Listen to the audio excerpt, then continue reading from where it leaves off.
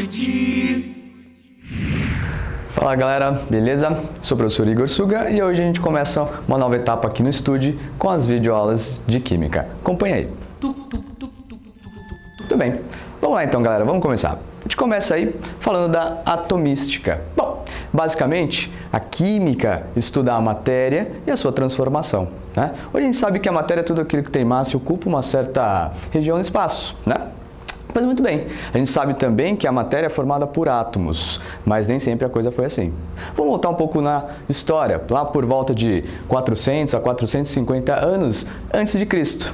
Não, dois camaradas, Demócrito e Leucipo, filósofos, estavam pensando justamente no que era constituído todas as coisas conhecidas no momento. Bom, vamos imaginar, se eu pego alguma coisa, começo a dividir. Chega no momento que eu tenho uma parte tão pequena que eu não mais consigo dividi-la. Demócrito e Leucipo chama nessa situação de átomo. Foi a primeira vez na história que o termo átomo apareceu. Veja bem, o que significa esse tal termo átomo? A é uma negação, não.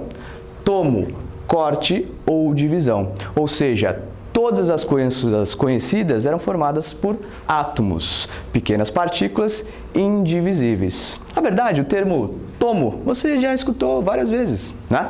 Além da atomística, você escuta, por exemplo, na tomografia, na anatomia, né? Na mastectomia, várias outras palavras. Pois muito bem. Passado um bom tempo, lá no século XIX agora, tivemos um outro cientista, na verdade agora um cientista, né? O Dalton, John Dalton, século XIX. Nesse caso, Dalton cria um modelo, né, na sua cabeça, que é conhecido como modelo bola de bilhar. Bom, uma bola de bilhar, você conhece, né? Algo que é totalmente esférico, maciço e também para o Dalton, indivisível. Bom, olha só, átomos de um mesmo elemento químico possuem o mesmo tamanho e a mesma massa. Átomos de tamanhos diferentes possuem aí tamanhos diferentes e massas diferentes também, né? Então, para o Dalton, toda a matéria é formada por átomos também.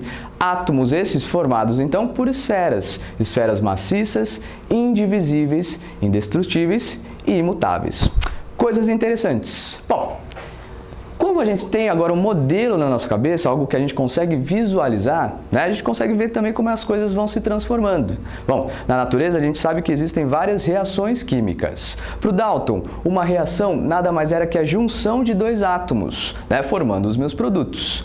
Mas nessa situação, os átomos não eram destruídos, eles apenas se reagrupavam formando os meus produtos. A massa inicial, que a gente chama de massa dos reagentes, tende a ser exatamente igual à massa dos meus produtos. Olha só que interessante. A gente conhece uma lei, a lei de Lavoisier. Na natureza, nada se perde, nada se cria, tudo se transforma. Essa lei foi validada pelo modelo atômico de Dalton, ou bola de bilhar. Justamente, se a massa antes dos meus reagentes tem que ser exatamente a massa final dos meus produtos, foi justamente o que o Dalton disse. Os reagentes simplesmente se conectam para formar os meus produtos. Tudo bem? Atenção aí. Bom, passado mais um tempo, depois do Dalton, a gente tem o Thomson. Thomson passa a fazer alguns experimentos com tubos de raios catódicos. No momento oportuno eu te mostro quem são esses tubos de raios catódicos. Mas o interessante é notar o seguinte, o modelo que ele cria é o tal modelo pudim de passas, né? Nesse modelo pudim de passas a gente observa que eu tenho uma região positiva do meu átomo com coisas negativas incrustadas nele. Opa!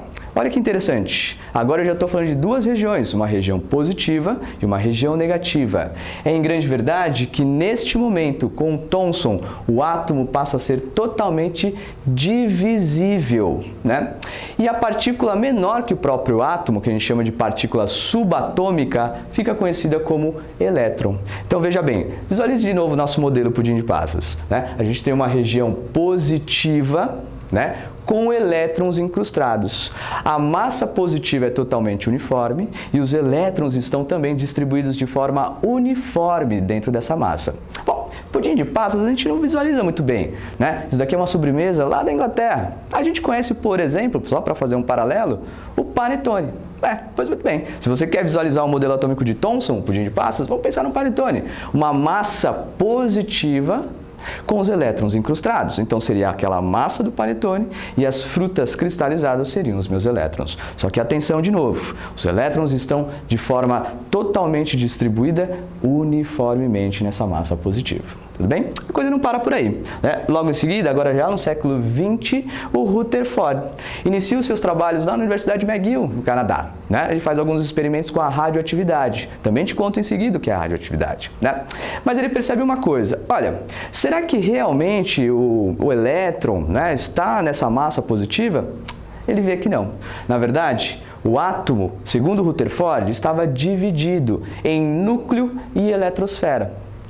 Sendo que no núcleo existe a presença de prótons e nêutrons. Na região externa ao núcleo, que ele chamou de eletrosfera, é aí que eu encontro os meus elétrons. Rutherford percebe que, na verdade, o átomo é um grandíssimo vazio, uma região extremamente pequena e densa, onde se concentra a maior parte da massa de um átomo, chamada de núcleo, e uma região externa, onde os elétrons se compõem, né? A eletrosfera. Pois muito bem, atenção aí, ó.